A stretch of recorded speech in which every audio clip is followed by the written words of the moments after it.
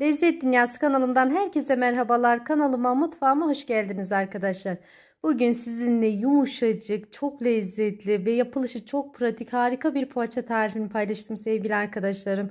Şöyle videoma tarifimin yapılışına geçmeden önce kısacık bir fırın çekiminde sizinle paylaşmak istedim.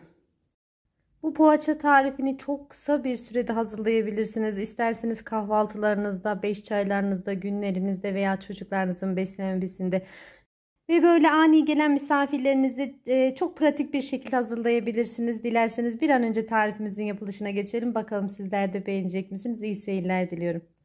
İlk önce uygun bir yoğurma kabının içerisine yarım su bardağı ılık su. Daha sonra üzerine 1 su bardağı yoğurt, 1 su bardağı sıvı yağ. Bu arada su bardağım standart 200 milim arkadaşlar. Bu tarifimde 1 adet yumurta kullandım. Yumurtamın beyazını hamuru için, sarısını yüzeyi için ayırdım. Ve üzerine tepeli olacak şekilde 1 yemek kaşığı toz şekeri ve 1 paket kuru mayayı ilave ettikten sonra böyle güzelce karıştırıyorum. Özellikle yoğurt kullandığımız için bu tarifte yoğurt böyle topak kalabiliyor. Birazcık böyle karıştıralım. Yani o topaklıklar gidene kadar, şeker eriyene kadar karıştıralım en azından. Daha sonra unun bir miktarını ilave edeceğim. Tam bu aşamada 1 tatlı kaşığından birazcık fazla tuz ilave ettim. Tuzu yine damak zevkinize göre azaltabilir veya çoğaltabilirsiniz. Ben bu tarifimde toplamda 4 su bardağı un kullandım sevgili arkadaşlarım. Unun markasından miktarı değişebilir. Mutlaka kontrollü bir şekilde unumuzu ilave edelim. Böyle yumuşacık bir hamur olması gerekiyor. Yani hatta böyle hafif elimize yapışabilir. Yani bu gibi tariflerde hamur ne kadar yumuşak olursa hazırlamış olduğumuz kete poğaça da o kadar yumuşacık olur. Şöyle biraz karıştırdım. Kaşığım ağırlaştıktan sonra elimle yoğurmaya geçiyorum. İlk önce böyle bütün malzemeleri karıştırıyorum. Yani karma işlemi deriz biz buna. Şöyle güzelce karıyorum. Bu arada hamurun yumuşaklığı, katılığında daha iyi anlamış oluyoruz. Yani gerek oldukça ara ara un ilave ettim ama dediğim gibi yumuşacık bir hamurumuz olması gerekiyor. Kesinlikle çok fazla un ilave edip hamuru katılaştırmayalım. Evet sevgili arkadaşlarım, bakın hamurun kıvamı bu şekilde, fıstık gibi böyle yumuşacık bir hamurumuz oldu.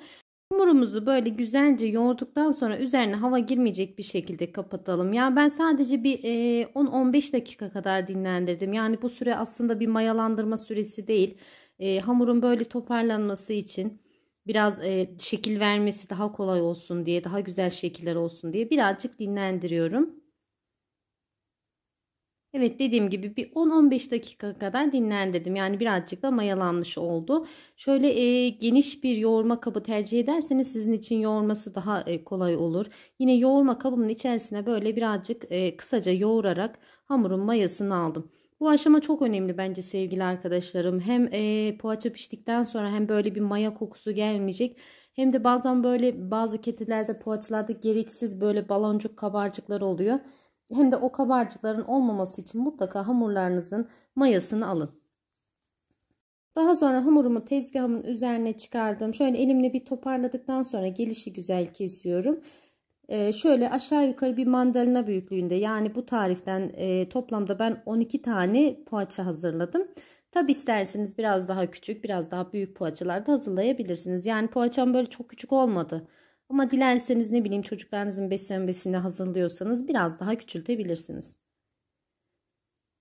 Evet, bütün hamurları bezeledikten sonra hiç beklememize gerek yok. Çalışmaya devam edebiliriz. Gördüğünüz gibi çok uzun bir süre mayalandırma işlemi yapmadım. Bunu hamurun kıvamına borçluyuz sevgili arkadaşlarım. O kadar yumuşacık kıvam, o kadar güzel oldu ki yani böyle saatlerce mayalandırmanıza hiç gerek yok. Sadece bir 15 dakika dinlendirdik. Bezeyi aldıktan sonra da hiç dinlendirmeye gerek görmedim. Böyle ilk aldığım bezeleri böyle ters çeviriyorum. O altının çirkin kısmı var ya, oralardan İçerisine kaşar peynir ve beyaz peynir karıştırdım. İç harcını yerleştiriyorum. Böyle D şeklinde kapatıyorum. Bakın sevgili arkadaşlarım, bu şekilde kapatıyorum. Böyle sıkı bir şekilde kapatalım ki içerisinde bolca kaşar olduğu için akma yapmasın. Yani her şekilde kaşar birazcık akıyor. Bence lezzeti de orada aslında ama yine de biz dikkatli olalım. Böyle bütün iç malzemesi, iç harcı da tepsinin içerisine dolmasın. Evet sevgili arkadaşlarım, siz videomu izlerken benim de sizden küçücük bir ricam olacak. Eğer hala kanalıma abone değilseniz abone olmayı, Yeni videolarımdan haberdar olmak için bildirim zilini açmayı ve videolarımı beğenmeyi unutmayın lütfen. Kanalımın büyümesi ve güzel bir yerlere gelmesi için sizin desteğinize çok ihtiyacım var ve ben gerçekten destekleriniz sayesinde kanalımın çok güzel yerlere geleceğine gönülden inanıyorum. Yorumlarınız benim için çok kıymetli sevgili arkadaşlarım. Küçük bir yorum, küçük bir emoji, hatta küçücük bir nokta da bıraksanız gerçekten çok değer veriyor ve bu şekilde bana destek olduğunuzu biliyorum. Ayrıca tariflerimi mümkün olduğu kadar ayrıntılı bir şekilde paylaşmaya, anlatmaya çalışıyorum ama hani olur da unuttuğum bir yer olursa yorumlardan sorabilirsiniz. Mutlaka dönüş yaparım. Evet sevgili arkadaşlarım, biz sohbet ederken ben bütün poğaçalarımın şeklini vermiş oldum. Yağlı kağıt sermiş olduğum fırın tepsisine şöyle biraz mesafeli olacak şekilde yerleştirdim. Daha sonra yine böyle şeklini sevmezseniz burada da bir düzenleyebilirsiniz. Tekrardan hamur çok güzel bir şekilde mayalandı bu arada. Yani yaparken hamur mayalandı diyebilirim. Şöyle üzerine tekrardan aynı yerlere böyle parmak uçlarımla yapıştırıyorum. İçerisine ayırmış olduğum bir adet yumurta sarısını, yumurta beyazını hamurun içerisine kullanmıştım.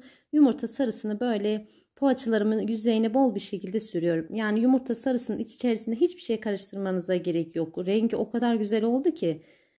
Yani içerisine süt, yoğurt veya sıvı yağ ilave ederseniz zaten bu gibi yaptığınız ürünlerinizin yüzeyini matlaştırmış olursunuz. Yani pekmez ekleyebilirsiniz ama hiç gerek yok dediğim gibi. Zaten iç malzemesinden dolayı da poğaçalarımız çok güzel bir şekilde kızaracak.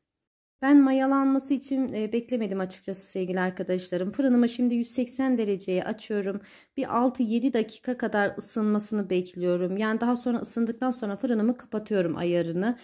Poğaçalarımı fırına sürüyorum. Yani kontrollü bir şekilde böyle en fazla 6-7 dakikada poğaçalar çok güzel bir şekilde kabarmış oluyor. Sonra poğaçalarınızı veya ketenizi, yani ne pişiriyorsanız istediğiniz dereceye getirin. Böyle çok daha pratik oluyor. Yani bir 20-25 dakika tepsi mayası yapmanıza veya üzerine kapatıp da ne bileyim yine bir yarım saat beklemenize hiç gerek yok. Evet, üzerine bu şekilde ben çörek otu ile süsledim. İsterseniz haşhaş veya susam da ilave edebilirsiniz. Her şekilde çok güzel olacaktır.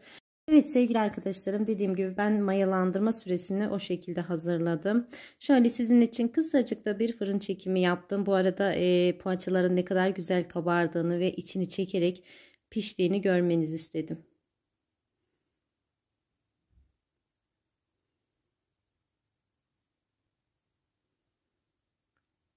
Evet, ben önceden ısıtmış olduğum 180 derecelik fırında toplamda 25 dakikada poğaçalarımı pişirdim.